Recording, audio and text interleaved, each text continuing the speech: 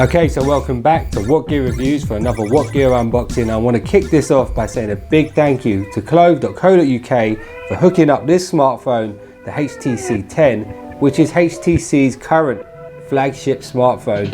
And it looks fantastic on paper, and I hope it lives up to its expectations. But anyway, let's get to unboxing this thing.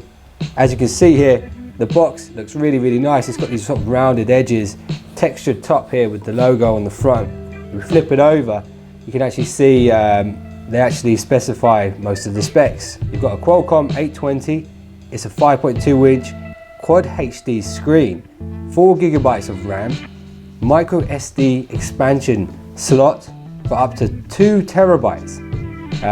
That's crazy, that is crazy. 2 terabytes on a smartphone, unheard of almost.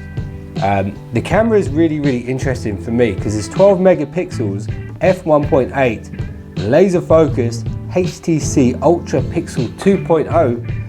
Now I'm really interested to see how this phone with this specification is going to compare to this phone, the Huawei P9 with 2 camera setup and the Xperia X with a 23 megapixel sensor.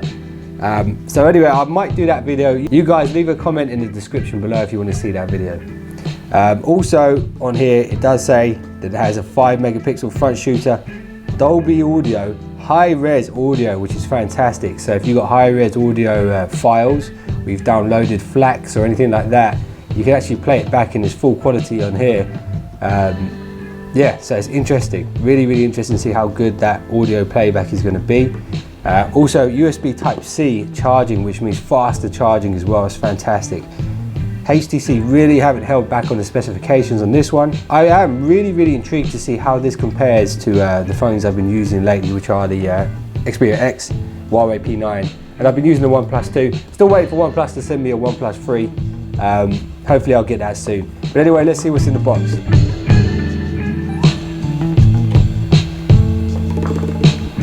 So first out of the box we have the actual phone itself. Oop. The front looks really nice. Looks very similar to an iPhone and the sort of rounded edges here. As you can see, this is in the black finish. The weight feels good. Let's see how long it takes to boot up. Power button's in a good location. It's kind of a sort of jaggedy, sort of grippy power button, which is quite nice. Volume rocker just above it there, and that looks like the SD card tray on the side here. I think this is a thumbprint sensor. You have got capacitive buttons, I think is what they call those. These little buttons here. I actually really like those. I have them on the OnePlus 2. I use them all the time. I prefer to have those than the on-screen buttons because you kind of hit the on-screen buttons by accident sometimes. The colours on the screen look fantastic right now on this sort of startup screen. The front-facing camera looks a lot bigger than most. It'll be interesting to see how good that is. The earpiece is very long as well, longer than most phones that I've used lately.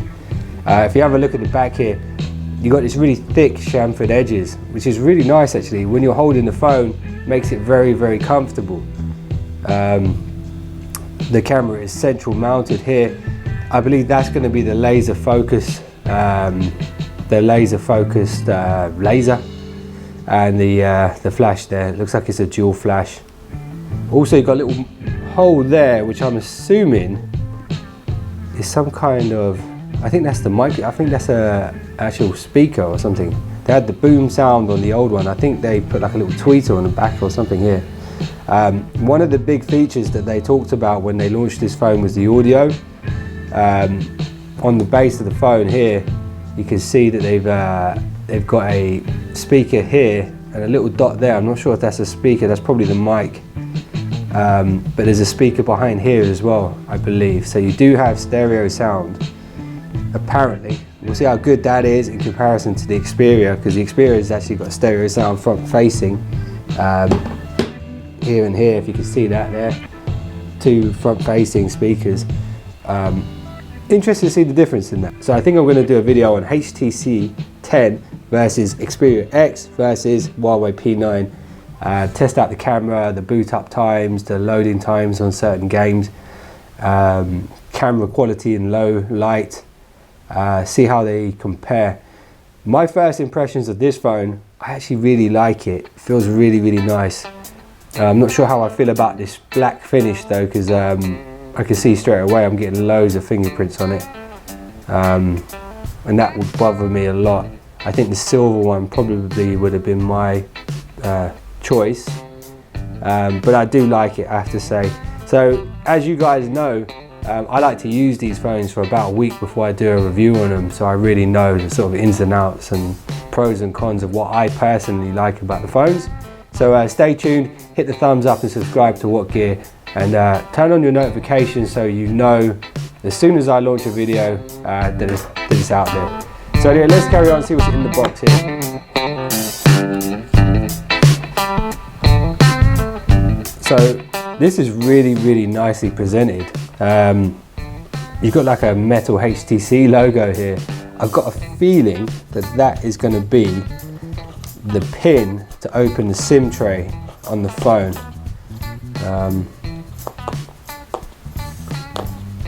I've got no idea how you get that out of there. But in here, as you can see, you got the manuals as expected, your sort of warranty and user guide, safety and regulatory guide. Come back to that later. This out. Yeah, there we go. It is, that's really cool actually, I like that. I haven't seen a pin like that before. It's got the actual HTC logo on it for ejecting the SIM card and possibly the micro SD tray as well. I'll have a look at that in a minute actually. Okay, here we have a high-res audio logo. I hope you guys can see that. Try and bring it closer. A high-res audio logo. This is something that Sony sort of talk a lot about. They have a lot of high-res audio equipment out there, and you don't really see it on too many other brands. I've seen it on sort of Panasonic stuff, but it is starting to become more of a sort of iconic logo. So anyway, let's have a look at these. The headphones here, high-res audio headphones, I'm assuming. HTC logo on them. The control looks nice, got a little chrome button on it.